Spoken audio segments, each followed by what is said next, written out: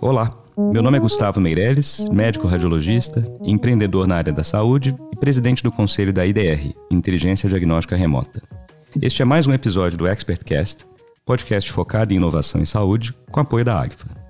Todo mês receberei convidados que são especialistas em temas relacionados à inovação, principalmente na saúde. A ideia é te deixar por dentro do que há de mais atual em novas tecnologias no setor e das novidades que estão vindo por aí. Nos próximos 2 episódios, falaremos sobre inteligência artificial e outras inovações na saúde, sob uma perspectiva muito relevante: os aspectos regulatórios atuais no Brasil e no mundo. Para discutirmos esse tema, terei o prazer de receber aqui hoje 2 pessoas com muito conhecimento na área: Renata Rothbart e Iran Kartacho.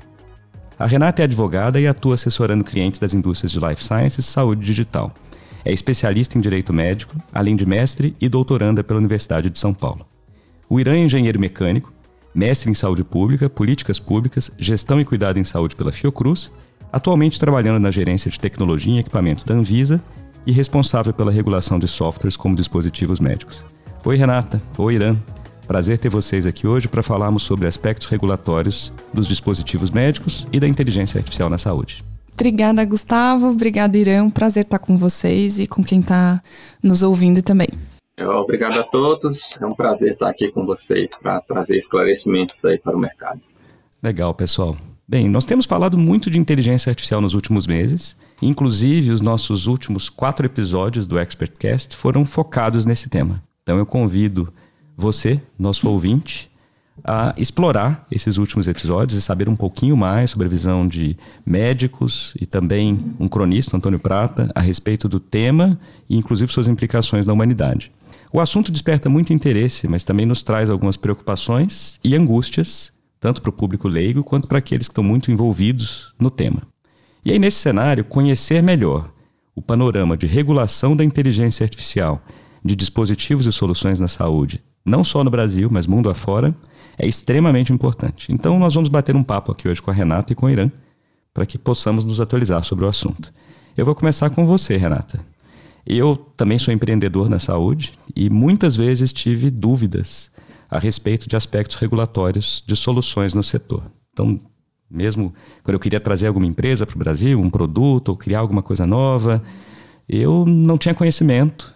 E lá para frente eu falava, nossa, mas isso aqui precisava de autorização, de regulação, que hoje, acho que um tempo depois, eu já fui aprendendo até com meus próprios erros a respeito disso. E aí aproveito a sua presença aqui, depois do Irã também, para te perguntar, assim, a sua visão como advogada, super especialista no tema, quais são as principais dúvidas de um empreendedor na saúde que quer desenvolver um produto ou solução, tanto em inteligência artificial ou outras, quando ele te procura como advogada especializada no tema? E quais são suas sugestões a respeito? Maravilha. Acho que essa é uma ótima pergunta e eu vejo que a gente foi evoluindo ao longo do tempo, né? Quando a gente fala, por exemplo, em saúde digital de uma forma ampla, não tem um conceito legal, um conceito definido do que é saúde digital, mas eu gosto de pensar que saúde digital é basicamente a utilização de ferramentas tecnológicas como inteligência artificial, que a gente tem falado bastante, blockchain, IoT e muitas outras que existem e ainda vão surgir num contexto de saúde. E saúde da forma mais ampla possível. Pode ser desde pesquisa e desenvolvimento, pode ser diretamente na assistência aos pacientes, pode ser na gestão da saúde, pode ser em políticas públicas de saúde, e isso tudo é muito novo, né? As regulações que tratam da saúde, do sistema de saúde brasileiro, seja público, seja privado, seja do ponto de vista de saúde suplementar ou do ponto de vista sanitário, de conselhos profissionais, são regulações muito antigas. Tem regulação que começou na década de 20, 50, 70, 90 e, como a gente sabe, a regulação não acompanha necessariamente o estágio de evolução das inovações tecnológicas hoje em dia. Então, acho que as principais dúvidas, elas estão sempre relacionadas com como que esse meu modelo de negócios aqui inovador, esse algoritmo, esse software, esse aplicativo, essa nova forma de interagir com os pacientes se encaixa na regulação sendo que são regulações antigas, né? Que agora sim a gente está passando por um processo que eu acho que é extremamente importante e valioso de atualização, de revogação de regulações que não servem mais, de reflexão sobre como regular novos temas, né? Ou atualizar as regulações que já existem. Então, acho que isso é bem importante, é bem relevante, porque, no geral, o empreendedor e a empreendedora têm uma noção de que a saúde é um setor extremamente regulado, isso é lugar comum, acho que para a maioria das pessoas, mas não tem no detalhamento, né, como que de fato aquele produto ou aquele serviço se encaixa na realidade prática. Então, a primeira coisa que eu avalio conjuntamente e gosto de discutir quando aparece um empreendedor, uma empreendedora que está nesse estágio, é explicar um pouco como que funciona, né, o sistema de saúde. Então, é um sistema que, de fato, é bastante regulado. A gente tem muitas autoridades regulando diferentes partes desse sistema, né? Então, a gente tem o Ministério da Saúde, que tem uma visão muito mais de política pública, de gestão do nosso Sistema Único de Saúde, embora tenha outras competências que são relevantes.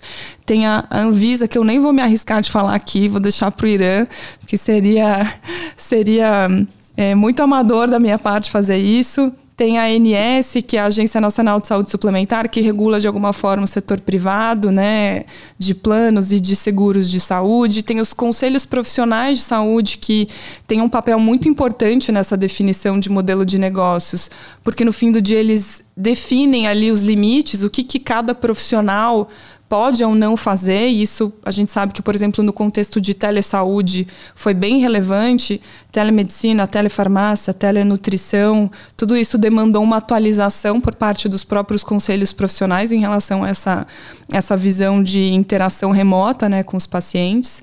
Então, acho que a principal dúvida é como que isso se encaixa nessa realidade. Eu tenho uma regulação que já está definindo aqui os limites até onde eu posso ir com esse produto, com esse serviço ou não. Eu tenho, eventualmente, uma zona cinzenta, eu tenho um tema que está em discussão. Então, nos últimos, eu diria que 4, 5 anos, a gente viu uma evolução muito significativa nesse sentido, né? Tanto do ponto de vista de atualizações regulatórias relevantes, quanto em relação à maturidade dos empreendedores de entenderem que, no fim do dia, a gente pode levar isso para o extremo ou não, mas a gente está falando da saúde e da vida das pessoas. Então, haverá algum tipo de regulação, haverá algum tipo de regra, ou algum tipo de requisito que, invariavelmente, em algum momento pode ser cumprido. A gente pode ter modelos de negócios que, pela sua própria natureza, serão mais ou menos complexos, mais ou menos regulados, mas, de alguma forma, quando a gente está no setor de saúde, acho que a gente precisa prestar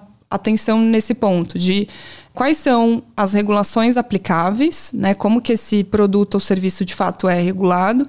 E eu, pessoalmente, tenho uma visão que é uma visão mais de negócio, até nem é do ponto de vista jurídico, mas que eu gosto de refletir bastante quando eu estou nesse momento de conversar com o empreendedor, com a empreendedora sobre a modelagem, né, do business case, do business model, que é quais são os incentivos. Porque às vezes tem um negócio que funciona, que vai ser ótimo para o paciente ou que vai ser ótimo para o profissional, mas do jeito que a regulação está posta, não tem incentivo para a gente ir naquele caminho.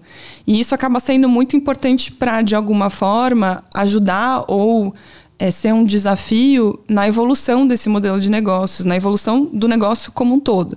Então, acho que, de uma forma geral, e daí tentando trazer um pouco mais, tangibilizar para quando a gente fala de inteligência artificial, a gente cai necessariamente em uma análise que é extremamente importante sobre se esse algoritmo, se esse software, se esse aplicativo se encaixa numa definição, se encaixa numa categoria de produto regulada pela Anvisa, que é a categoria de software médico ou software as a medical device.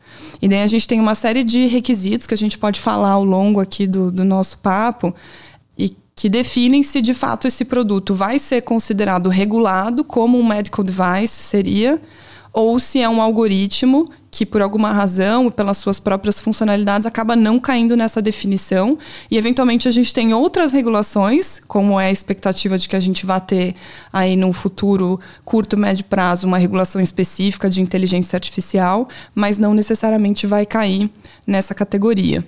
Então, acho que esse é um panorama geral. E acho que a sugestão que eu sempre dou é, a partir do momento que você tem um modelo de negócios definido ou perto daquela definição, esse é o momento que eu normalmente recomendo ou sugiro da gente fazer essa análise, se do ponto de vista jurídico, vou usar uma expressão aqui, para de pé.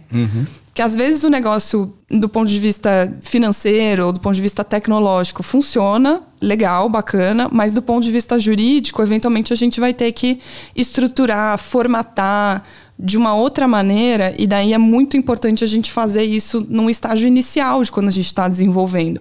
Pode ser que no fim do dia, às vezes o empreendedor até decida correr um risco por um determinado período, mas é importante ele ter em mente desde já que, de uma forma geral, o setor está formatado dessa forma, esse produto em algum momento vai ter que cumprir tais e tais requisitos, seja no momento pré-mercado, seja no momento pós-mercado, e quanto antes a gente tem essa definição, eu acho que melhor para a continuidade e para a saúde desse modelo de negócios. Eu, pessoalmente, tenho recebido muitos feedbacks de cliente que fizeram essa etapa de, quando estavam modelando o negócio, passarem por essa avaliação jurídica, digamos assim, prévia para fechar o negócio, e isso ter sido muito bem visto, muito bem recebido pelos investidores, porque demonstra uma maturidade no sentido de que, eventualmente, eu mapeei todos os riscos que existem aqui, eu estou ciente desses riscos e eu tenho um plano de implementação. Acho que fazer isso gera uma impressão muito positiva, assim, acho que gera uma maturidade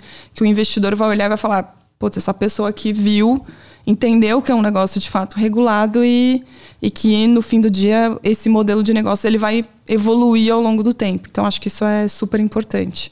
Bem bacana. Eu vou fazer uma analogia aqui, que nem sei o quanto cabe no caso, mas eu, como médico, cada vez mais a gente tem visto uma passagem para a medicina preventiva em vez da medicina diagnóstica e curativa. Exatamente. E talvez seja a analogia a ser feita aqui. Exato. Então, em vez da o empreendedor fala assim, puxa, eu tenho uma ideia ótima, e aí vai, monta a ideia, busca investidor, começa, faz produto, passa um tempão e depois fala, mas como assim?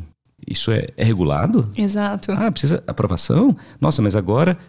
não deu certo e perdeu tempo, dinheiro. Exato. E energia. Tá? Então... E isso eu acho que é ainda mais relevante quando a gente fala de inteligência artificial, porque às vezes, originalmente, aquele algoritmo foi pensado para um propósito, para uma finalidade específica, que eventualmente até nem é regulado.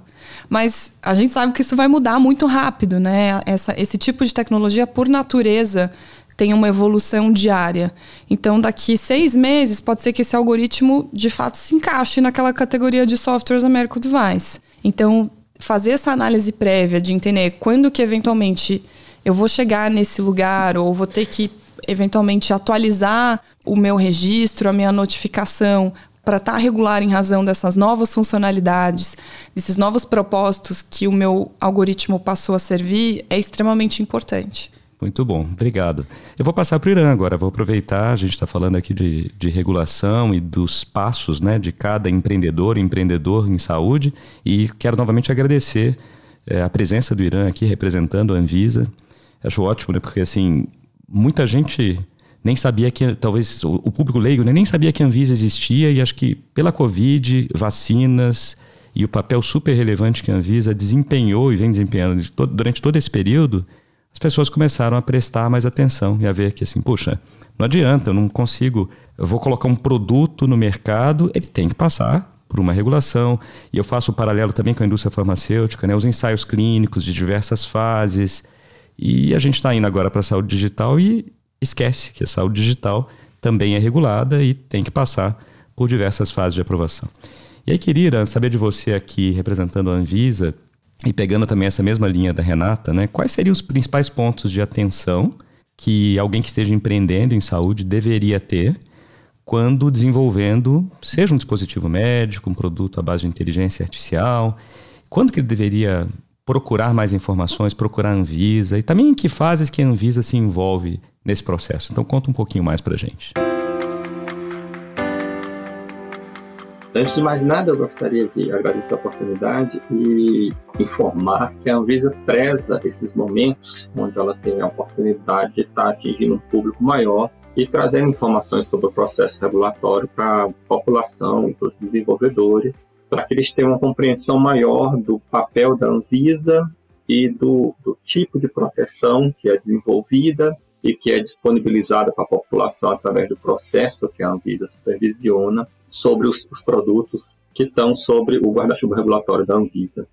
Bom, com relação aos pontos de atenção que a Anvisa tem sobre esse tipo de produto, no caso específico aqui da gente, software como dispositivo médico, ela tem uma atenção sobre todo o processo de produção daquele produto, de disponibilização dele, com principal ênfase em eficácia e segurança. O processo é desenvolvido de forma que ele constrói uma cadeia de responsabilização, onde cada ente envolvido ele assume uma responsabilidade, define essa responsabilidade perante a Anvisa de forma documentada, que pode ser verificada a qualquer momento por qualquer cidadão. E, ao assumir essa responsabilidade, ele é levado a cumprir diversas etapas, na qual ele constrói uma prova de segurança e eficácia do seu produto, do seu processo que ele está colocando no mercado, que seja relacionado à saúde. E, ao construir isso, muitas vezes a gente fica surpreendido que alguns produtos que aparentemente já são prontos para ir ao mercado, ao passar por esse processo, o próprio fabricante verifica que, olha, essa parte aqui, qual estava desenvolvendo, ela não está com a prova consolidada. Ao tentar consolidar essa prova, ele verifica que existem alguns aspectos que ele não tinha verificado. Esse processo também evita que muitos produtos que não têm uma eficácia comprovada de acordo com as alegações que a pessoa que está comercializando aquele produto está divulgando, ele não tem essa eficácia efetivamente comprovada. Essa preocupação da Anvisa é de, ao passar um produto por esse tipo de processo e conceder a ele um número de registro na Anvisa para que ele possa ser distribuído no mercado nacional, a população tenha a confiança de que aquele fabricante daquele produto, a pessoa que está disponibilizando aquele produto, ela não só assumiu uma responsabilidade perante a população brasileira, essa responsabilidade está registrada, ela tem seus limites, está bem descrita, e o produto dela teve a sua eficácia e a sua segurança comprovada, de forma que ele possa ser usado pela população e que ele realmente atinja o objetivo que o fabricante está divulgando que ele atinge. Com relação às fases em que um fabricante de um dispositivo médico como um software deve entrar em contato com a Anvisa, eu recomendo que, assim que ele tiver a ideia de produzir um software, ele já procure se inteirar do processo regulatório. Já leia as regulações que são envolvidas para software, principalmente a 657, que é específica para software, e a 751, que é para dispositivos médicos em geral. Por quê? Explicando aí para o ouvinte, a Anvisa ela encara um software como um dispositivo médico, assim como uma ressonância, como um aparelho que faz ecocardiograma. As mesmas proteções e vigilância que são usadas para esse tipo de dispositivo também são aplicadas a software. É claro que software tem suas diferenças, suas especificidades, e por isso foi publicada a 657, a RDC 657, em 2022, que é justamente para abordar as especificidades de software, abrir algumas permissões que eram possíveis para software e também fazer o tratamento específico que era necessário para software. Bom, então, um fabricante que tem uma ideia, ele já deve procurar a Anvisa, certo? Se informar sobre essas resoluções e fazer o enquadramento do produto dele. Com isso, ele vai saber se o produto dele ele vai ser regularizado junto à Anvisa, ou seja, ele vai precisar de um registro junto à Anvisa antes de ser colocado ao mercado, e já vai se inteirar de que tipo de documentação que ele vai precisar estar registrando no projeto desse software. Aí, à medida que ele for trabalhando no projeto, ele já vai construindo essa documentação e, ao final, quando ele tiver com um produto pronto, ele já está com toda a documentação já registrada no seu sistema da qualidade. E essa documentação ele vai simplesmente formatar ela para entregar para a Anvisa e conseguir o registro do seu produto. Assim, ele evita um retrabalho de, ao estar com o produto pronto, ter que revisar todo o processo que ele fez para documentar, registrar isso e poder apresentar uma documentação para a Anvisa. Muito bom, acho que, de novo aqui, né, pegando o ponto de vocês dois, então tem várias pessoas, felizmente o Brasil tem sido um celeiro aí de inovadores e de empreendedoras, acho importante ter esses pontos aqui que foram discutidos na primeira pergunta para cada um de vocês, para quem esteja querendo ou trazer uma empresa para o Brasil ou desenvolver um produto aqui. Eu vou voltar a pergunta para você, Renata, agora sobre um tema que ficou bem presente na mídia nas últimas semanas e meses, que foi o marco regulatório de inteligência artificial. E aí eu queria saber a sua opinião a respeito, né? Porque houve uma grande discussão ali sobre aprovação em regime de urgência. Então, fazia sentido aprovar em regime de urgência? Ou se você acha que devia ter mesmo mais conversas, discussão sobre o tema? E qual que é o impacto na saúde e os papéis também da agência, do Ministério da Saúde a respeito desse tema? Eu acho que esse é o tipo de tema que precisa de uma discussão. Claro que a discussão, em algum momento, ela precisa acabar e a gente precisa ter uma regulação posta, uma legislação definindo quais são as regras desse jogo, porque em alguns momentos a falta da regulação gera ainda mais insegurança jurídica, né? Mas no caso aqui de inteligência artificial, de uma forma muito similar, eu acho que aconteceu com a questão que envolve a Lei Geral de Proteção de Dados, ela tem que ser uma discussão extremamente profunda, porque são assuntos que estão no nosso dia a dia, mas que a gente está começando a entender os efeitos, os potenciais desafios, os potenciais riscos de uma forma mais concreta num passado muito mais recente. Então, na minha visão pessoal, não faz sentido a gente ter uma discussão em regime de urgência para esse tema. Nenhum país no mundo ainda regulou inteligência artificial. A Europa já está discutindo esse tema há pelo menos 2 anos e agora eles estão mais próximos de uma definição. Recentemente, ali em maio e em julho, a gente teve discussões e votações importantes, então já tem algo relativamente... As linhas, eu acho que dessa lei estão relativamente definidas, mas eles ainda vão passar por um processo de detalhamento, de definição final do texto, que deve ficar para o final desse ano, para o início de 2024. E a expectativa, inclusive, é de que essa regulação só entre, de fato, em vigor a partir de 2026, que foi uma coisa que também aconteceu quando a gente discutiu a Lei Geral de Proteção de Dados. A gente teve uma discussão extensa e a gente teve um prazo que juridicamente a gente chama de vacatio legis, mas é um prazo entre a publicação e de fato a vigência de fato dessa norma, que foi um prazo longo, foi um prazo de 1, 2, inclusive aqui no Brasil a gente estendeu por mais tempo. E eu acho que isso é natural de um processo que envolve uma regulação dessa natureza, porque é algo muito significativo e algo que a gente está aprendendo junto. Eu acho que do ponto de vista geral, o PL de inteligência artificial vai ser algo, me parece que vai ser algo muito mais principiológico, embora já vá estabelecer alguns requisitos, ali algumas obrigações.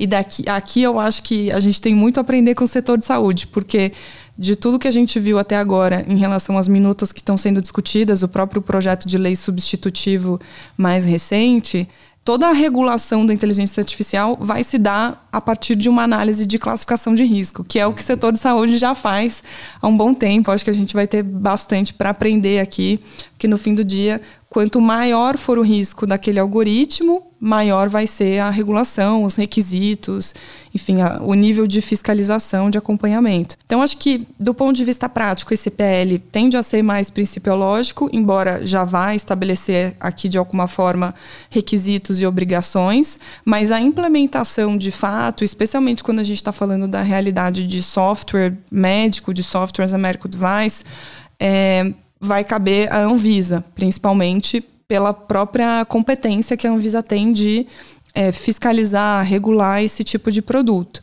Então, eventualmente, a gente pode ser até que tenha uma regulação específica para a inteligência artificial em softwares médicos.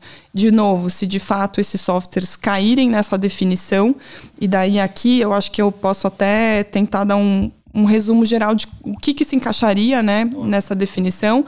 Basicamente vai ser qualquer tipo de aplicativo, de sistema que seja utilizado para uma finalidade de diagnóstico, de prevenção, de monitoramento, tratamento de uma doença, reparação de uma lesão, investigação, substituição ou alteração da anatomia ou de um estado fisiológico, de um estado patológico, suporte ou manutenção à vida daquele paciente, controle ou apoio à concepção, fornecimento de informações por meio de exame in vitro, de amostras, e eventualmente a gente tem até algumas outras categorias dentro dessa grande regulação que o Irã falou e da própria regulação de software que podem ensejar essa aplicação.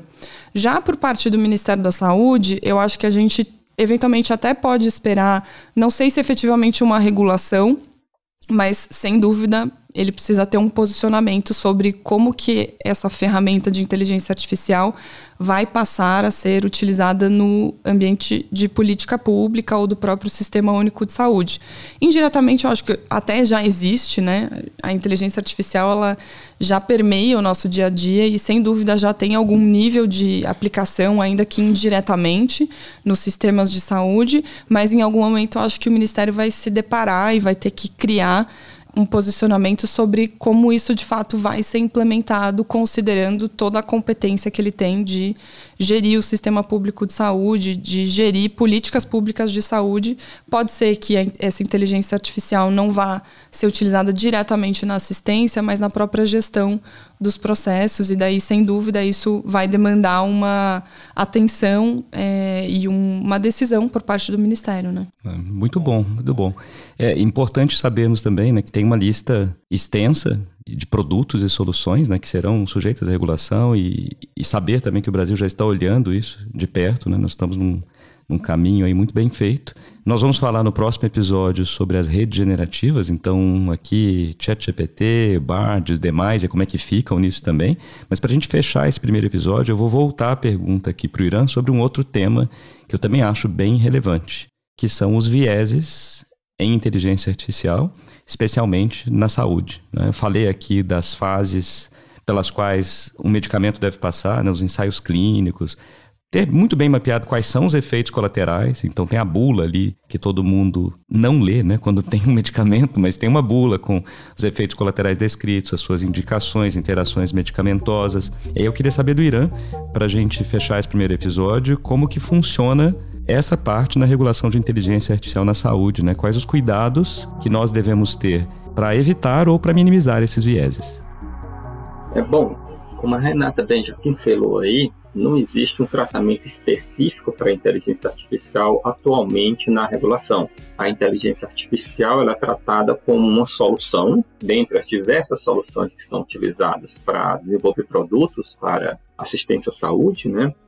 Entretanto, dentro deste arcabouço de regulatório que é aplicado a dispositivos médicos, inclusive o software como dispositivo médico, existem algumas exigências que a interpretação de como ela é feita para um aplicativo ou software que usa inteligência artificial, ela acaba resultando em algo bem interessante.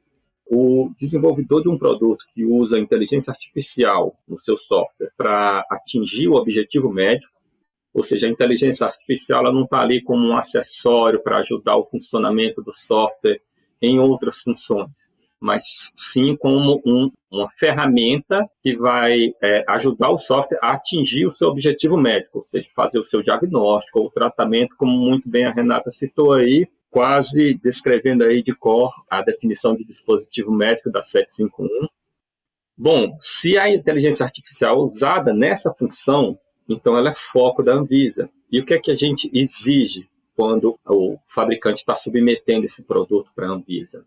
É que ele nos traga um relatório e esse relatório descreva como foi feita essa IA, como ela foi treinada. A gente quer saber de onde vieram as bases de dados que foram usadas para treinamento, para verificação, para validação do funcionamento dessa inteligência artificial, que tipo de dados que ele tem, qual a quantidade de dados que ele foi usado. Nesse relatório, ele tem que justificar essa técnica e dizer, eu usei essa técnica de IA, existem diversas técnicas de inteligência artificial que podem ser aplicadas, cada uma apropriada a um certo tipo de aplicação, e ele justifica quais são as bases que está usando, de onde vieram os dados para essas bases, porque existem algumas aplicações na qual, com uma base bem pequena, uma inteligência artificial ela pode ser treinada e ela acaba sendo efetiva em obter o seu resultado.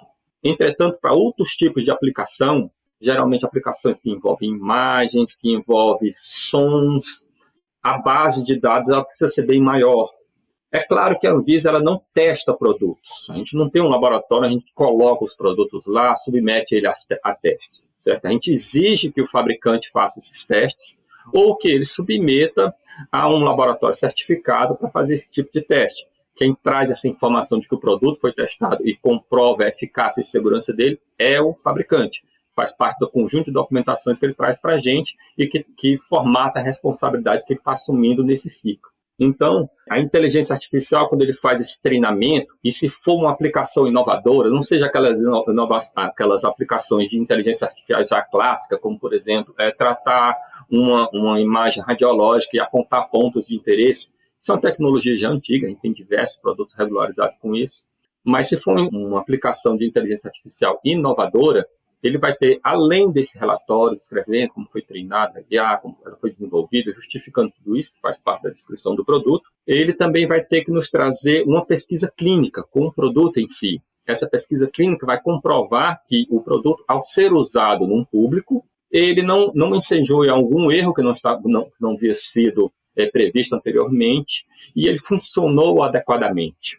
Essa pesquisa clínica ela é formatada geralmente por um pesquisador, contratado pelo fabricante, ou o próprio fabricante é o pesquisador e sabe desenvolver esse processo. E ela envolve todo um estudo estatístico para saber quantas pessoas vão ser expostas àquela tecnologia, envolve uma aprovação prévia junto à Anvisa para poder submeter esse produto ao uso, para poder fazer a pesquisa clínica, envolve uma aprovação também nos conselhos de ética, para conseguir fazer essa pesquisa, e ela levanta todos os dados e constrói um estudo científico de que aquele produto realmente funciona, ele é seguro e ele obtém o resultado que ele é determinado. Esse processo todo, ele constrói um conjunto de informações que está permitindo que o próprio fabricante verifique se a IA dele ela desenvolveu algum tipo de viés, que pode ser originário da base de dados que ela foi utilizada. E, ao fazer esse estudo científico, ele permite verificar se esse viés que pode ter sido importado desse conjunto de base de dados, se ele está prejudicando o funcionamento do produto quando é aplicado direto com a população. Ou seja, apesar do processo todo ser desenvolvido, não ser específico para a inteligência artificial, ele é usado em todos os dispositivos médicos, como ele é pensado de uma forma genérica, bem aplicada à área de dispositivos médicos, ela é capaz de absorver uma tecnologia nova, como inteligência artificial, aliás, não nova, mas com vários novos desenvolvimentos nesses últimos tempos, né? E ainda assim garantir a segurança e a eficácia desse produto. Isso é uma coisa importante quando a gente desenvolve uma regulamentação, é que muitas vezes é impossível você prever para onde vai o mercado. Você precisa desenvolver uma regulamentação que ela seja genérica o suficiente para englobar novas tecnologias e seja específica o suficiente para conseguir atingir os objetivos a que ela se propõe, ou seja, garantir a segurança e a eficácia dos produtos. Esse é um trabalho difícil e é por isso que o processo de desenvolvimento de regulamentação na Anvisa envolve muitas consultas públicas. Com tudo isso, a gente procura avaliar não só as sugestões do mercado, alguns pontos que podem estar sendo prejudiciais a algumas determinadas áreas de desenvolvimento desse tipo de produto que pode não ter sido visto. Essas arestas são todas aparadas.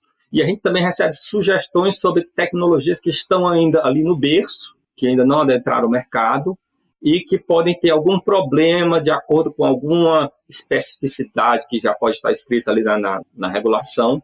Isso pode vir a gente fazer a correção e conseguir abordar com a forma mais abrangente possível e com a especificidade que é necessária para corrigir aquela distorção que o mercado está tendo naquele caso específico. Tá ótimo. Poxa, Irã, muito obrigado. Nós tivemos aqui hoje, né? Primeiro, acho que um ponto que eu ressaltaria é esse, né? A inovação precede a regulação, mas quanto mais a gente conhece da fase regulatória, e aí o que a Renata e o Irã trouxeram aqui, dos passos, tanto do ponto de vista jurídico quanto do ponto de vista da Anvisa, para que um empreendedor que tem uma ideia de um produto, uma solução, atravesse, né, no momento já da sua concepção de ideia, isso ajuda bastante quem está nos ouvindo, né? Falamos também do marco regulatório de inteligência artificial, do risco de vieses com inteligência artificial na saúde, de como evitá-los, aí ter uma base de dados ampla e tendo dados locais, não apenas pegando um produto de outro local e tentando trazer para o Brasil, usando dados que não foram testados aqui no nosso ambiente. E aí já vou deixar o convite para o nosso próximo episódio, novamente com a presença da Renato Iriran, e nós vamos falar sobre 2 temas que chamam bastante atenção atualmente, né? O primeiro que eu já citei, as redes generativas, como o Bard, o ChatGPT e os impactos na saúde, e o segundo, o sandbox regulatório, né? Então eu agradeço muito a presença da Renata Iriran, teremos os 2 aqui de volta no próximo episódio. E para você que está nos ouvindo, se gostou desse episódio, compartilhe nas suas mídias sociais e com seus contatos, e assim nós disseminamos informação de qualidade e ajudamos a aumentar o interesse por inovação em saúde. Obrigado pela companhia e até o próximo episódio.